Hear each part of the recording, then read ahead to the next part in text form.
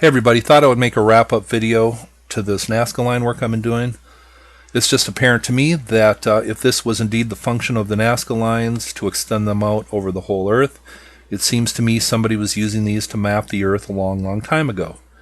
When you take the lines out of Nazca here, this is from my video from a couple days ago, if you take the lines out of Nazca and you extend them around the Earth and they all converge at Angkor Wat, it just looks like a modern-day globe with latitude or longitude lines. That is just what it looks like. That's just common sense. So that brought up a couple other issues that I wanted to go over, and one of them was the very first upload I did was Graham Hancock talking about these really ancient maps that are really strange and mysterious. This is the Pires Reis map. And this was made about 600 years ago, and it was drawn off much earlier maps that haven't come down to us. And what's really interesting about these is it shows the Earth very accurately, and it even shows the northern coastline of Antarctica, and that is something we did not discover until the 1800s. So how could that land surface be mapped on this ancient map? Somebody had to be mapping and charting the Earth a long time ago, and maybe, just maybe, it was done out of Nazca. Now, another thing that was brought up was maybe this was the old equator of the Earth. This line starting at Nazca, going through Angkor Wat, and then just going around the world. A direct line between Nazca and Angkor Wat. Now, that is very interesting. If this was indeed the old equator of the Earth, then the old North Pole would have had to been in southeastern Alaska. So that's kind of a tough concept to grasp, how the Earth would have got thrown off its axis by so much. And then I remembered a couple uploads that I have done, and one of them, Michael Tessarian talks, or he quotes from a book by Allen and Dallaire called Cataclysm Earth, one of the best books on an ancient cataclysm that happened around 12,000 plus years ago, where we were hit by something big, maybe a fragmented comet or asteroid. The Clovis people went extinct at this moment. The woolly mammoth and many other species of animals went extinct. We had a mini ice age, and it was just one of many devastating things that happened at the end of the last ice age that I believe was the reasons why we lost this lost civilization. But it says this: studies have shown that at 10,178 BC, or over 12,000 years ago, the celestial pole was inclined at an angle of 30 degrees from its present position. This in turn strongly suggests that the terrestrial axis then oriented differently from today. So, maybe this indeed was the old equator of the Earth. And what we are going to do now is we are going to go on a trip around that proposed ancient equator, and you're going to find it most interesting. And here we start off from Nazca, and we're going out into the Pacific, where there really isn't anything. And what you notice is it skirts right alongside this remote island, the only island really out here anywhere. And what is this ancient island? It's Easter Island. The fact that this line goes pretty much right next to it, and before sea levels rise would probably have gone right over land. So that is very interesting. Now we're just going to keep on going around the Earth here, and this next thing I want to show you pretty much right on this ancient line. And if you're talking about just off by some few miles out in the middle of the Pacific, that's pretty much a direct hit. But it's this site right here, and I wouldn't have even thought about this if I didn't have this place marked, and it just happened to fall right next to this line. But I want to show you what's down here in case some of you don't know. But I found this on another guy's channel a while back, and I did an upload just to show people what's down here. But what's really interesting, I don't know how much you can trust Google Earth, but down here on the bottom of the ocean, right next to this line, is this giant spire coming out of the bottom of the ocean. Oop. Now, I don't know how much we can trust Google Earth, and I don't know how well I can operate my computer right now, but that is what it looks like. And it's thousands of feet high, and it pretty much falls right on this old ancient equator, if you want to believe that. Okay, I'm going to get my north-south lined up again here, and we are going to keep on going. And the next spot, of course, it crosses is Angkor Wat right here. And if some of you don't know what Angkor Wat looks like, this is what Angkor Wat looks like. It's just a beautiful ancient sacred temple, and it's really huge, and that is what it looks like. So we'll go back to Google Earth now. Keep on going around the Earth on this ancient equator. And in Pakistan, it almost goes right next to Mohenjo-Daro. And if any of you know the strange, weird history of Mohenjo-Daro in the Indus Valley in Pakistan, that's interesting. And if we continue this line around the Earth, what would an ancient alignment be without it going? I'm going to show you this here. Here are the Great Pyramids, and this line goes right between, pretty much right over the base of the middle pyramid. So that's how accurate this ancient line is as far as being aligned with Giza. It's going right through the Great Pyramids. Now we're going to back out. Hope you're patient, following along. But this ancient line is very interesting. And it comes back into South America here. And the last spot, it goes right by Machu Picchu also. And also I did an upload today, and I will leave the link below for that.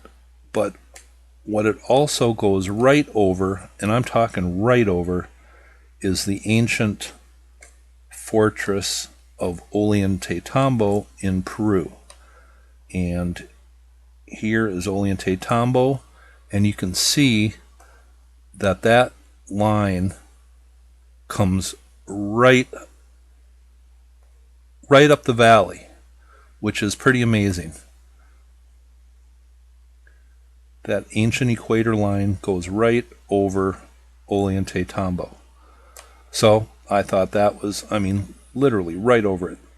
So that tells me that Ollantaytambo is a very ancient place. And the Inca have built there, but the original foundation, I believe, is from this lost civilization. And we're back out at Nazca. So this ancient equator, you would have had Easter Island, Angkor Wat, Giza, Ollantaytambo, and Nazca all on this line. And we have evidence that maybe the Earth was thrown off its axis a long, long time ago, around 12,000 years ago. So maybe, indeed, this was the ancient equator of the Earth, and all these ancient sites, Easter Island, Nazca, Giza, Angkor Wat, maybe they were all put on the equator, and that is the answer. I don't know. I just think that is a very interesting theory, especially with the evidence that maybe a long, long time ago, the ancient North Pole was up here in southeastern Alaska, and I'll try to find the links for anybody who wants to read into that. And one last thing. I want to show you this. Down here at Giza, from Giza up to this proposed North Pole is 6,215 miles. From Nazca up to this North Pole is 6,215 miles. From Nazca to Giza is 7,677 miles. So if you plot that out on a piece of paper with a base of 7,677 and angles going, or the two sides going up, 6,215 miles, if you put that up on a piece of paper, a flat piece of paper, you are going to have a triangle, a pyramid with angles of 51.5 degrees, the exact same as the Great Pyramid. Is that just a coincidence? Seems to me ancient sites were marked all around the earth by sacred geometry and other things, and I just find a whole bunch of things very interesting about this Nazca to Angkor Wat line. Maybe it definitely was a possibility that this was the ancient equator of the earth. Hope you thought this was interesting. But for me in the past, I'm a hard and fast skeptic.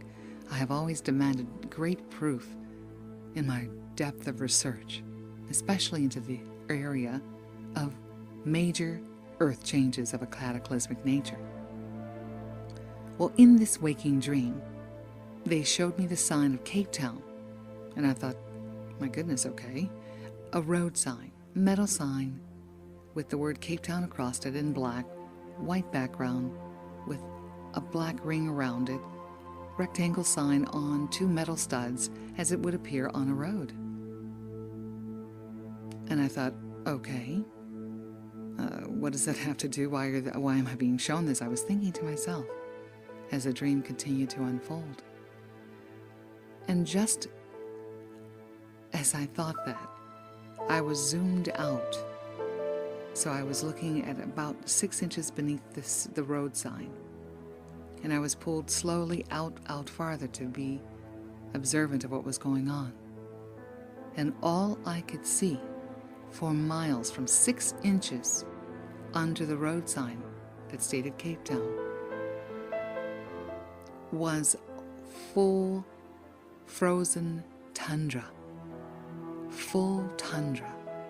Just for miles, no trees, no buildings, no tops. I could even see the wisp of cold wind as it blew the flurries of snow and across the top of what looked like frozen land. But that was just 6 inches or 8 inches below the Cape Town road sign.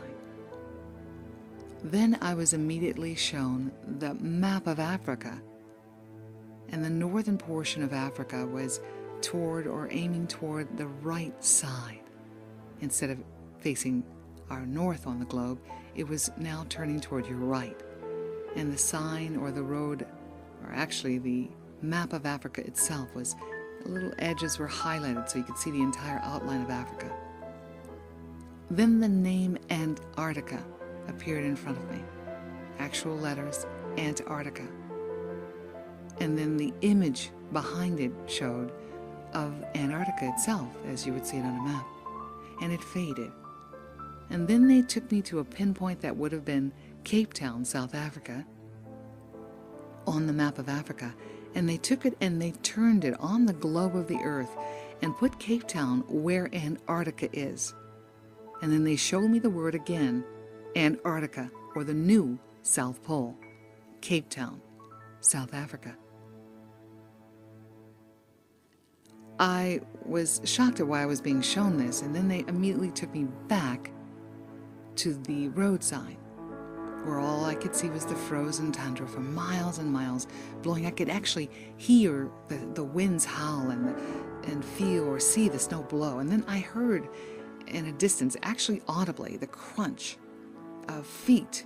As I looked in the distance, there was a figure at a distance, and I could hear the frozen crunch against a booted foot against the snow as it came. And I noticed it looked like I knew it was a man, but all covered, trying to keep warm, in several black flak jackets with hoods, and several of them couldn't see the face. But I could see the boots were regulation issue as it got closer to the Cape Town road sign. And it got closer, just walking slowly, and I thought, why are they showing me this? Why am I being shown this information? As he walked closer, the man walked closer to the Cape Town sign. He stood right by the sign, and the top of his boot, which was unopened, flapped open, was above the road sign that said Cape Town. Now, I woke up from that dream and I knew that it was a solid bit of information that had been downloaded from the metaphysical world that I have lived in and studied in. Even though being a hard and fast skeptic, I have been this way with this deep research as well as the psychic nature since childhood. So I like to prove each and every bit of information. And I woke up and I happened to mention to someone that this had just happened, and they really didn't care. They didn't pay attention. That's okay. But it stuck with me. So I immediately went to the internet and I got the latitude and longitude for Cape Town. Since they had just instructed me and shown me with the Africa continent, the continent of Africa actually, going to its right side, I had calculated the longitude and latitude because I knew it was going to go to the right and then slide where we now have Antarctica, and Cape Town would be the new Antarctica. So after I found the latitude and longitude for Cape Town, I calculated on paper easily the opposite latitude and longitude, or the North Pole. We have the South Pole, they just showed me that morning. Now I was calculating the northern portion of that, the absolute opposite coordinate. Now I found it on the map and I thought, well, I need to see a visual. That's interesting, I see where it is.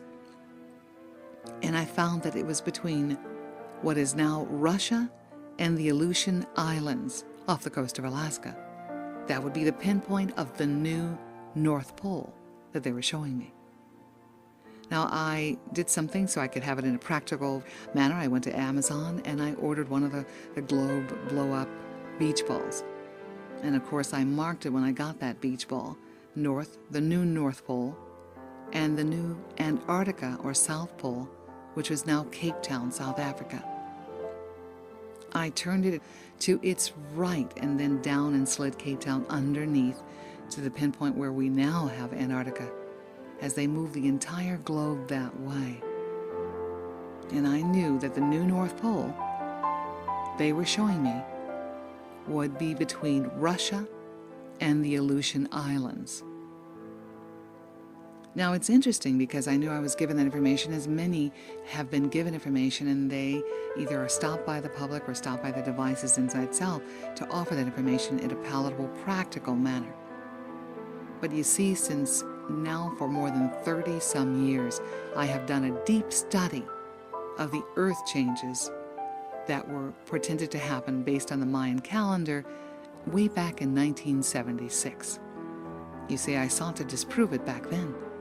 And I studied in depth with scientists, the knowledge I could find from scientists, as well as metaphysicians, as well as spiritualists on that topic of what was going to happen to the physical changes on the earth. Well, I correlated and found a ton of information and worked through to find in a discerning manner information that was credible from credible sources. And still being the hard and fast skeptic, after 5 years of that study, I have followed that study for more than 35 years, just watching in the background. You can't say much to too many people because they don't realize or believe it. But I had studied back in those many years ago that the Earth herself, through scientific discovery, the Earth herself, they had noted had changed the geographic North and South poles 82 times in Earth's history.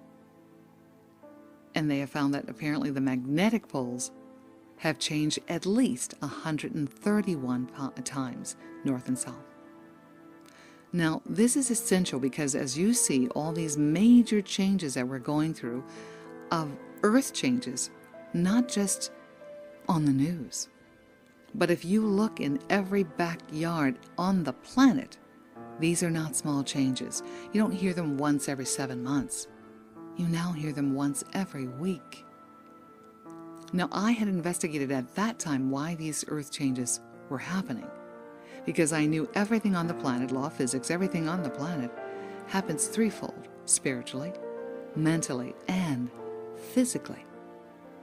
Now, I knew that these earth changes were bound to happen. I'd found 3 credible sources that I was finding that data, and I saw those changes.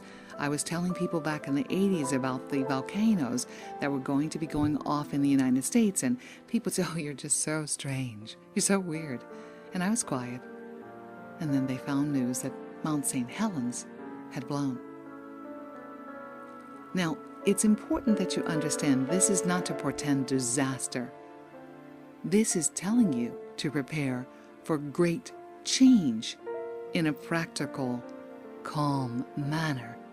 But prepare not just the change of consciousness that's purported just in new thought. That's part of it. That's only 1/3.